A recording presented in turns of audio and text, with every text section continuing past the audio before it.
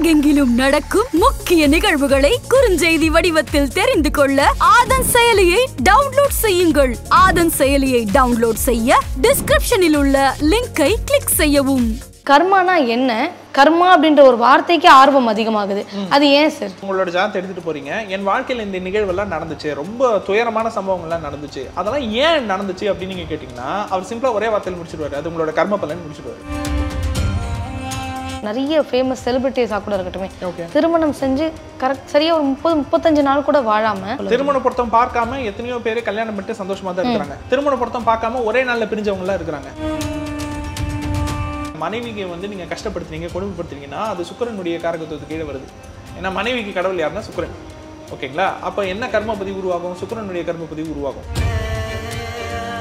ஒரு பிறவியில அவர் அந்த தப்பு பண்ணிட்டாரு. ஓகே, அப்போ அடுத்த பிறவியில அதற்கான பலனை அவர் அனுபவிக்க வேண்டும். இதுதான் கான்செப்ட். அப்போ அது சம்பந்தப்பட்ட பரம்பரையில அவர் பிறந்தாதானே அவர் அந்த தப்பை அனுபவிப்பார். சித்தர்கள் ஞானிகள் அவங்க ஒரு காலத்துல வாழ்ந்தவங்க எல்லாம் ஓகே. ஆனா இப்ப சித்தர்கள்னு சொல்றவங்கலாம் கோவப்பட்டு நான் எவ்வளவு இடம் பார்த்தேன். இல்ல, சித்தர்கள்னு பேர் வச்சுட்டு போர்டு வச்சுட்டு உட்காரவங்கலாம் உண்மையான சித்தர்களான்றது கேள்விக்குறி இல்லையா? நமக்கு தெரியாது அவங்களுக்கு தேடை ஓப்பன் ஆயிருக்கா இல்லையான்னு சொல்லிட்டு.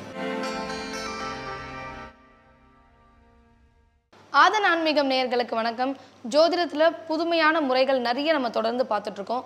அந்த வகையில இன்னைக்கு டிஎன்ஏ ஜோதிடத்தோடைய ஃபவுண்டர் விஷால் அவர்கள் நம்ம கூட இணைஞ்சிருக்காங்க. டிஎன்ஏ ஜோதிடம்னா என்ன, டிஎன்ஏ ஜோதிடத்துல என்ன மாதிரியான அட்வான்டேஜஸ் இருக்கு அப்படின்னு நிறைய விஷயங்கள் இன்னைக்கு தெரிஞ்சுக்கலாம். வணக்கம் சார். வணக்கம். பாரம்பரிய ஜோதிடமா இருக்கட்டும், இல்ல வளர்ந்து வந்த புது ஜோதிட முறைகளாக இருக்கட்டும், எதுலாம் இருந்தாலும் கர்மா அப்படின்ற ஒரு விஷயம்தான் ரொம்ப பெரிய ரோல் பிளே பண்ணுது அப்படின்னு நான் நினைக்கிறேன். அப்படி கர்மானா என்ன, ஏன் கர்மா அப்படின்ற ஒரு வார்த்தை சொன்ன உடனே எல்லா ஜோதிடத்துலையும் இப்போ நம்ம பேசினபடி பார்த்தீங்கன்னா இந்த ஜோதிடத்துக்கு இந்த மாதிரி டைட்டில் போட்டால் ஆர்வம் அதிகமாக வரும், இந்த டைட்டில் போட்டால் ஆர்வம் கம்மியாக வரும் அப்படின்னு சொல்கிறத தாண்டி கர்மா அப்படின்ற ஒரு வார்த்தைக்கு ஆர்வம் அதிகமாகுது. அது ஏன் சார்? ஏன்னா கர்மா அப்படின்றது அவங்க எதோட சம்மந்தப்படுத்திடுவாங்க அப்படின்னா முற்பிறவினுடைய தொடர்ச்சியினோட சம்மந்தப்படுத்திடுவாங்க. அதுதான் அந்த கர்மானுடைய தியரியும் கூட. ஆனால் அதை பற்றி நீங்கள் எக்ஸ்பிளைன் பண்ணுறதுக்கு அங்கே ஆள் இல்லை. இப்போ நம்ம ஒவ்வொரு கர்ம பதிவாக வகைப்படுத்துகிறோம் இல்லையா?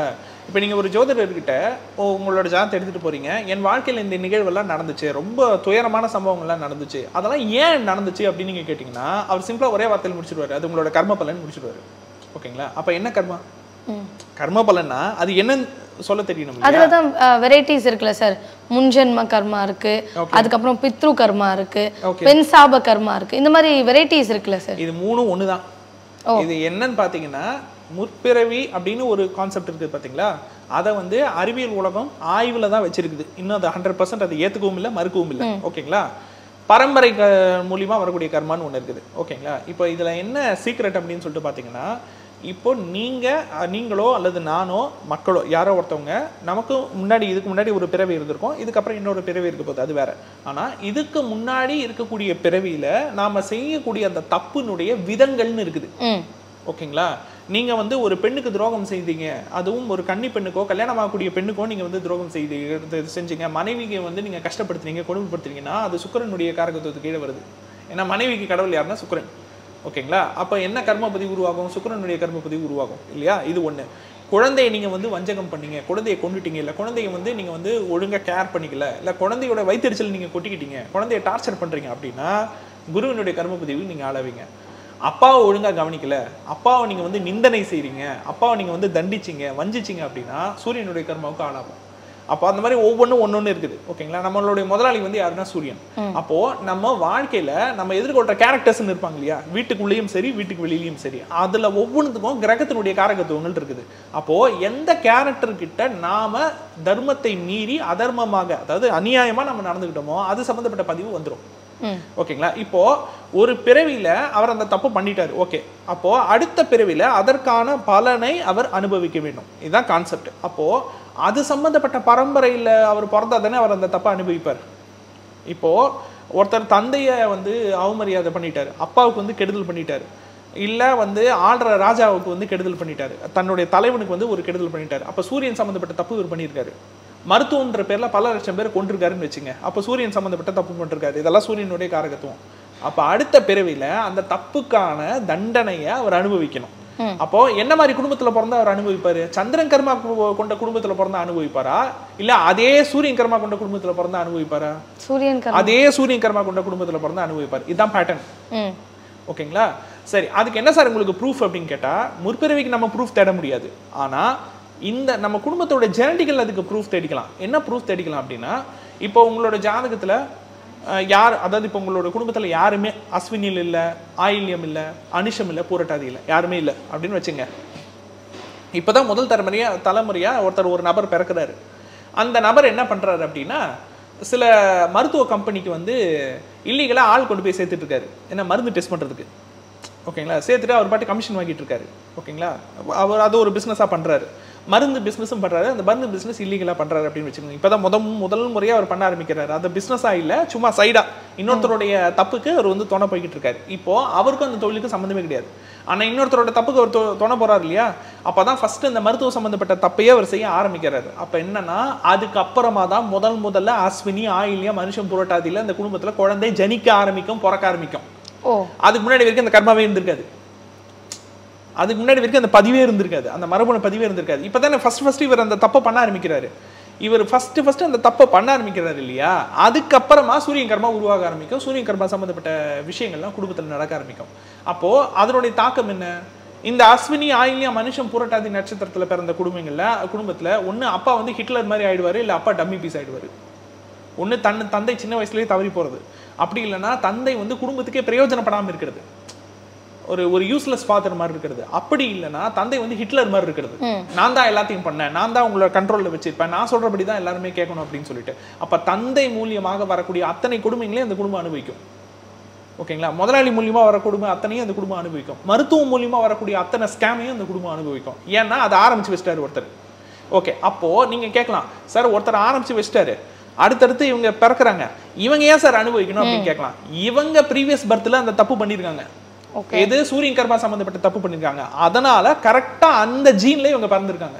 அது சம்பந்தப்பட்ட, அதாவது சூரியன் கர்மா தப்பு பண்ணவங்க சூரியன் கர்மா தப்பு பண்ணவருடைய பரம்பரையிலேயே போய் பிறக்கிறாங்க. சுக்கிரன் கர்மா சம்பந்தப்பட்ட தப்பு பண்ணவங்க சுக்கிரன் கர்மா சம்பந்தப்பட்ட தப்பு பண்ணவங்களுடைய பரம்பரையிலேயே பிறக்கிறாங்க.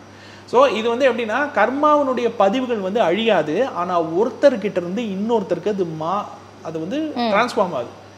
இதுதான் வந்து கர்மா வந்து எப்படி ஒருத்தர்கிட்ட இருந்து இன்னொருத்தருக்கு வந்து கடத்தப்படுது அப்படின்றதுக்கான ஒரு லாஜிக் இது. ஓகேங்களா? அந்த லாஜிக் இப்போ ஒன்றும் இல்லை. இப்போ ஒரு நபர் வந்து, ஒரு பெண் வந்து திருவாதிரை நட்சத்திரத்தில் பிறந்திருக்காங்க, இல்லை ஒரு பெண் வந்து திருவோணம் நட்சத்திரத்தில் பிறந்திருக்காங்க, இல்லை ஒரு பெண் வந்து சித்திரை நட்சத்திரத்தில் பிறந்திருக்காங்க அப்படின்னு வச்சுப்போமே. ஓகே, இப்போ இந்த திருவாதிரை, சித்திரை, திருவோணம் வந்து என்ன கர்மா? சுக்கிரனுடைய கர்மப்பதிவை கொண்டது. சுக்கிரன் கர்மப்பதிவுனா என்ன அர்த்தம்? ஃபேமிலி லைஃப்ல பிரச்சனை, அதாவது இல்வாழ்க்கை சம்பந்தப்பட்ட கர்மப்பதிவு கொண்ட குடும்பத்தில் அவங்க பிறந்துட்டாங்கன்னு அர்த்தம். என்ன தப்பு பண்ணதுனால அவங்க பிறந்திருப்பாங்க? ஏற்கனவே சுக்கிரன் சம்பந்தப்பட்ட தப்பு, காதல் சம்பந்தப்பட்ட தப்போ, காமம் சம்பந்தப்பட்ட தப்போ, அழகு சம்பந்தப்பட்ட தப்போ, அல்லது பெண்கள் சம்பந்தப்பட்ட தப்போ பண்ணதுனால தான் இப்போ இவங்க இந்த பிறவி எடுத்திருப்பாங்க இல்லையா? இப்போ ஒரு கற்பனைக்கு வச்சுப்போம். இப்போ அந்த பெண்ணை, அந்த குறிப்பிட்ட பெண்ணை ஒரு நபர் காதலிக்கிறாரு அப்படின்னு வச்சுக்கோங்க. காதலிச்சுட்டு ஏமாத்திட்டு போயிடுறாரு. ஓகேங்க, கல்யாணம் பண்ணிக்கிறேன்னு சொல்லிட்டு ஏமாத்திட்டு போயிடுறாரு. வெறும் அவருடைய நோக்கம் வந்து வெறும் லஸ்ட் மட்டும்தான். அதனால அந்த பொண்ணை பயன்படுத்திட்டு அவர் பார்த்து தூக்கி எரிஞ்சிட்டு போயிடுறாரு. இப்போ இந்த பெண்ணுக்கு ஏற்கனவே சுக்கிரனுடைய கர்மப்பதிவு இருந்திருக்கு இல்லையா? அவருக்கு சுக்கிரனுடைய கர்மப்பதிவு இல்லை.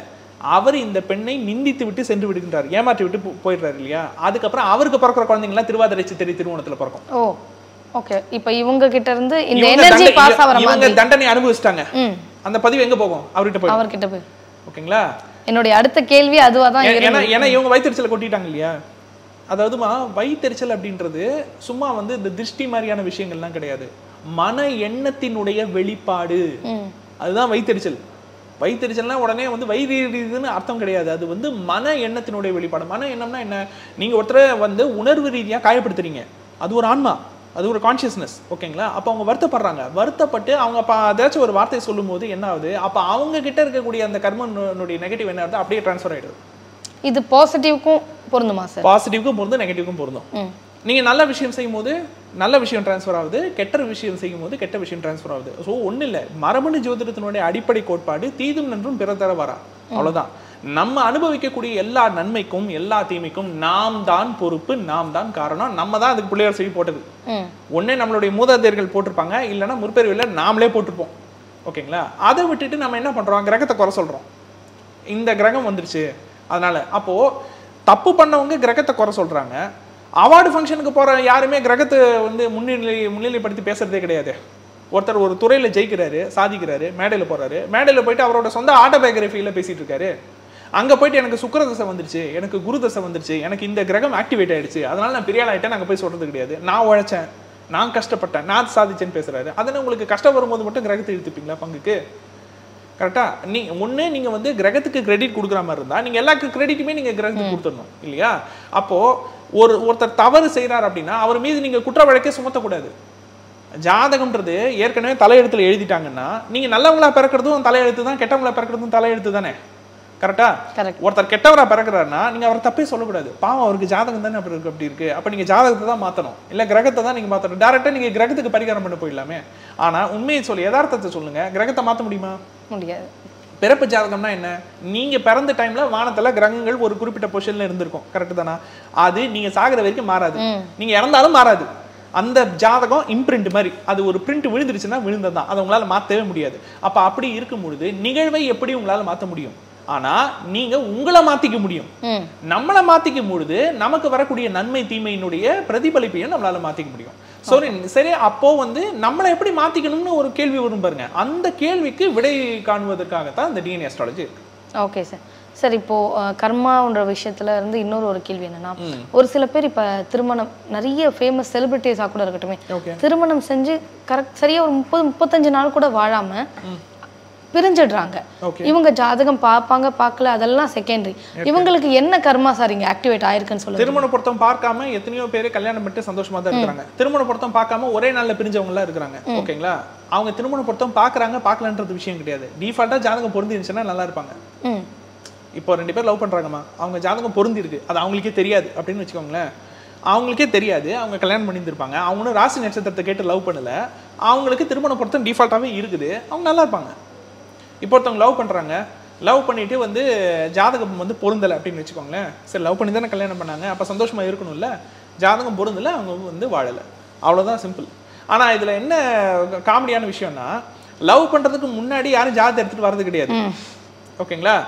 நான் வந்து ஒரு பையன்கிட்ட நான் ப்ரப்போஸ் பண்ண போகிறேன், இல்லை நான் ஒரு பொண்ணுக்கிட்ட ப்ரப்போஸ் பண்ண போகிறேன், அவங்களோட டேட்டா பார்த்து நான் வந்து கலெக்ட் பண்ணி வச்சுட்டேன் அப்படின்னு சொல்லிட்டு அந்த மாதிரி சினாரியோவில் நம்மகிட்ட யாரும் வரமாட்டாங்க. வர்றது எப்போ வருவாங்க அப்படின்னா, அவங்க லவ் பண்ணிட்டாங்க, கமிட் ஆயிட்டாங்க. கமிட்னா என்ன அர்த்தம்? நான் உன்னை திருமணம் செய்து கொள்கின்றேன் அப்படின்ற ஒரு வாக்குறுதியை நம்ம கொடுக்குறோம், அதுதானே லவ் இல்லையா? அவங்க கமிட் பண்ணிட்டாங்க. கமிட் பண்ணிட்டு 7 வருஷம் 8 வருஷம் லவ் பண்ணிட்டு இருப்பாங்க, வீட்டை எதிர்த்து லவ் பண்ணிட்டு இருப்பாங்க, போராடி லவ் பண்ணிட்டு இருப்பாங்க. கல்யாண டைம்ல வந்துட்டு எனக்கு வந்து பொருந்துதான் இல்லையான்னு. எதுக்கு அந்த கேள்வி? சரி, அந்த ஜாதத்தை இப்போ நான் பார்க்குறேன், பார்த்துட்டு பொருந்தலன்னு சொல்லிட்டேன். இப்போ அவங்க இந்த 8 வருஷம் லவ் ட்ராப் பண்ணிடுவாங்களா? மாட்டாங்க இல்லையா? ஃபர்ஸ்ட் அந்த மாதிரி ஃபோன் கால் வந்தாலே ஃபர்ஸ்ட் நான் கேட்குற கேள்வி என்னன்னா, சரி உங்களை ஜாதகம் பார்க்கறதுக்கு நான் தயார், ஒருவேளை நான் பொருந்தலைன்னு சொல்லிட்டேன் அப்படின்னா அடுத்து நீங்கள் என்ன செய்வீங்கன்னு கேட்பேன். ஆனால் அடுத்து அவங்க வாயிலேருந்து வரும் பாருங்க பதில், அதுதான் இருக்கிறதுலே பெரிய அதிர்ச்சி. சார், பொருந்துறதுக்கு ஏதாச்சும் பரிகாரம் இருக்கான்னு கேட்பாங்க. ஓகேங்களா? இதனா அதுக்குன்னு என்ன ஜாதகத்தில் 8ஆம் பாவத்தில் இருக்கிற சனியை தூக்கி 7ஆம் பாவத்திலேயே போட முடியும்? அதுதான் சார். இப்போ பரிகாரம் செஞ்ச பிறகும் கிரகங்கள் அதே இடத்துல தானே இருக்க, மாறுறது இல்லையே. அது மாறுறது கிடையாதுமா. நான் என்ன சொல்றேன், நம்மை மாற்றிக்கொள்வது தான் பரிகாரம், வேறு எதுவுமே கிடையாது. ஓகேங்களா? நீங்க இவங்க கோவிலுக்கு போறது எல்லாமே அவங்களோட மைண்டை வந்து ஒரு மெச்சூரிட்டிக்கு ஆளாக்குறதுக்கு மட்டும்தான். ஏன்னா கோவிலுக்கு போனா என்ன கான்செப்ட்? இது கோவிலுக்கு போனா தேர்ட் ஐ ஓப்பன் ஆயிடும், அதான் கான்செப்ட். அந்த கோவில் வந்து என்ன மாதிரியான வந்து ஒரு அமைப்புல கட்டி வச்சிருப்பாங்க. கோவிலுக்கு போனா நம்மளுடைய பீனியல் கிளாண்ட், அதாவது இவங்க சொல்றாங்க இல்லையா நெட்ரிக்னு சொல்றாங்க இல்லையா, கோவிலுக்கு உள்ள போனா அது வந்து ஓப்பன் ஆயிடும், கோவில் வெளியே வரும்போது நம்மளால க்ளோஸ் ஆயிடும். அது எந்நேரமும் ஓப்பன் பண்ணி இருக்கிறவங்க தான் இவங்க சொல்லக்கூடிய சோகால்டு சித்தர்கள், ஞானிகள் எல்லாமே அந்த கேட்டகரியில் வராங்க பார்த்தீங்களா. அவங்களுக்கெல்லாம் எந்நேரமும் அது ஓப்பனாக இருக்கும். ஏன் அவங்கெல்லாம் கோவப்படுறது இல்லை? ஏன் அவங்களாம் பெருசாக ரியாக்ட் பண்ணிக்கிறது இல்லை? ஏன்னா அவங்களுக்கு எல்லாமே தெரிஞ்சிருது. சரி, ஆனால் சித்தர்கள், ஞானிகள் அவங்க ஒரு காலத்தில் வாழ்ந்தவங்கலாம் ஓகே, ஆனால் இப்போ சித்தர்கள்னு சொல்கிறவங்களாம் கோவப்பட்டு நான் எவ்வளோ இடம் பார்த்தேன். இல்லை, சித்தர்கள்னு பேர் வச்சுட்டு போர்டு வச்சுட்டு உட்காரவங்களாம் உண்மையான சித்தர்களான்றது கேள்விக்குறி இல்லையா? நமக்கு தெரியாது அவங்களுக்கு தேடை ஓப்பன் ஆயிருக்கா இல்லையான்னு சொல்லிட்டு. ஓகேங்களா? நான் என்ன சொல்கிறேன்னா, உண்மையான நாலேஜை பற்றி பேசிகிட்டு இருக்கேன். நீங்கள் வந்து அதாவது வாஸ்துவை வந்து பல பேர் வந்து கிண்டல் பண்ணலாம். நான் என்ன சொல்கிறேன்னா, வாஸ்து ப்ராக்டிஸ் பண்ணுறவங்களுக்கு அதை ஒழுங்காக எக்ஸ்பிளைன் பண்ண தெரியல, அவ்வளோதான். அதை எக்ஸ்பிளைன் பண்ணணும்னா நான் ரொம்ப சிம்பிளாக சொல்கிறேன். இப்போ நீங்கள் இருக்கிறீங்க, ஒரு இடத்துக்கு உங்களை கூப்பிட்டு போகிறாங்க, அந்த இடத்துல வந்து ஒரே கூட்ட நெரிசலாக இருக்குதுன்னு வச்சுக்கோங்களேன். யதார்த்தத்தில் சொல்லுங்கள், அந்த மனிதர்களை பற்றி உங்களுக்கு தெரியாது. நீங்கள் ஒரு கூட்ட நெரிசலாக இருக்கிற ஒரு இடத்துல இருக்கிறீங்க. ஒருவேளை நீங்க பாசிட்டிவா, அதாவது நேர்மறையா சிந்திக்கக்கூடிய நபர், எல்லாரும் நல்லா இருக்கணும், நம்மளும் நம்மளுடைய வேலையை பார்க்கணும் அப்படின்னு சொல்லிட்டு நீங்க ஒழுக்கமா உங்களுடைய வேலையை பார்த்துட்டு இருக்கிறீங்க. உங்களை வந்து ஒரு சந்தையில ஒரு இடத்துல போய் நிக்க வைக்கிறாங்க. அந்த இடத்த சுத்தி ஒரு உங்களை சுத்தி நெருக்கமாக ஒரு 5 நபர் இருக்கிறாங்க.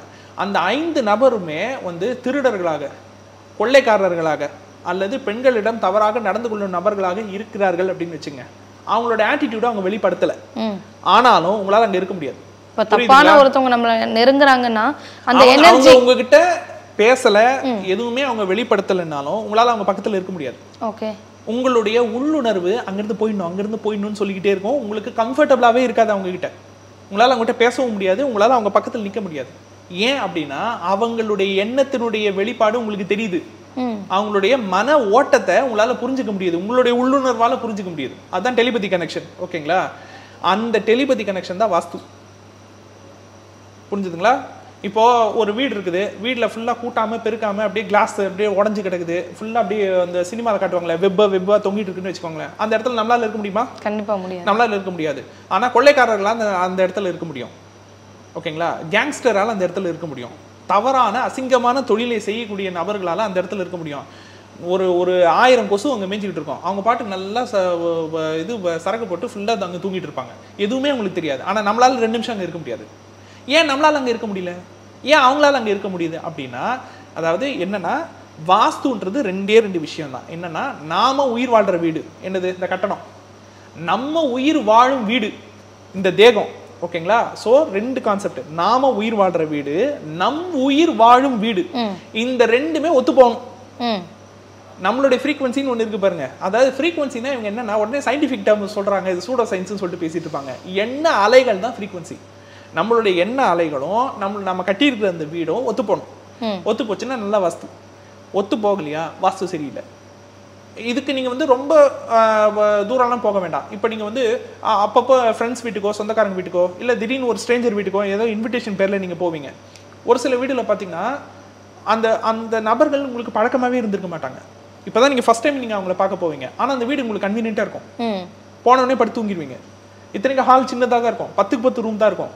ஆனால் நீங்கள் அங்கே தரையில் படுத்து நிம்மதியாக தூங்குவீங்க. இன்னொரு ஃபங்க்ஷனுக்கு போவீங்க, பெரிய மாளிகை மாதிரி இருக்கும், பெரிய ரிசப்ஷன் மாதிரி இருக்கும். ஆனால் உங்களால் அங்கே இருக்கவே இருக்க முடியாது, உங்களால் அங்கே பொருந்தியே இருக்க முடியாது. ஏன்னா உங்களுடைய எண்ண அலைக்கு அந்த இடத்தினுடைய அலைவரிசை செட் ஆகலைன்னு அர்த்தம். இவ்வளோதான் வாஸ்து. ஓகேங்களா? அதை விட்டுட்டு நீங்கள் வந்து சும்மா வந்து இந்த டைரக்ஷன் அந்த டைரக்ஷன் வந்து செல்வம் கொடுக்கும் அப்படி இப்படின்னு சொன்னால் சூடோ சயின்ஸ் தான் சொல்லுவாங்க. ஒரு விஷயத்தை எந்த அளவுக்கு நீங்க எளிமைப்படுத்தி சொல்றீங்களோ அந்த அளவுக்கு அந்த மக்களுக்கு சென்றடையும். நீங்க எந்த அளவுக்கு அதை காம்ப்ளிகேட் ஆக்குறீங்களோ அந்த அளவுக்கு கேள்விகள் தான் வரும். அதுதான் சார். இப்போ வாஸ்து நம்மளுடைய சப்ஜெக்ட் இல்லை, இருந்தாலும் சொல்கிறேன்.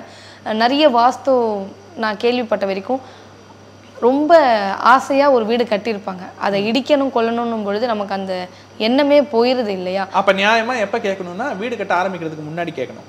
ஓகேங்களா? ஒரு சில பேர் மனை வாங்குறதுக்கு முன்னாடியே கேட்டால் இன்னும் நல்லா இருக்கும் அப்படின்னு வாங்க. மனை வாங்குறது கூட ஓகே, அதை எப்படி யூட்டிலைஸ் பண்ணணும்னு இருக்குது. ஏன்னா மனைகளில் வந்து விதம் இருக்குது. ஓகேங்களா? ஏன்னா முதல்ல அதுக்கு பேரே மனையடி சாத்திரம் தான் பேர். ஓகேங்களா? ஃபர்ஸ்ட் வீட்டுக்கு முன்னாடி அது மனையடி சாத்திரம். அந்த மனையை எப்படி யூட்டிலைஸ் பண்ணுறதுன்னு இருக்குது. ஓகேங்களா? அதுலேயே நிறைய பிரிவு இருக்குது, ஆண்மனை பெண்மனைன்னு நிறைய இருக்குது, அதனுடைய கேட்டகரிஸ் நிறைய. ஓகேங்களா? ஸோ அதை பற்றி நம்ம வந்து விரிவாக பேசுவோம். Okay sir. சார், டிஎன்ஏ ஜோதிடத்தில் ஆரம்பித்த நம்மளுடைய பதிவு வந்து வாஸ்துவில் முடிஞ்சிருக்கு. இன்னும் நிறைய விஷயங்கள் தொடர்ந்து பேசலாம் சார். நன்றி. நன்றி.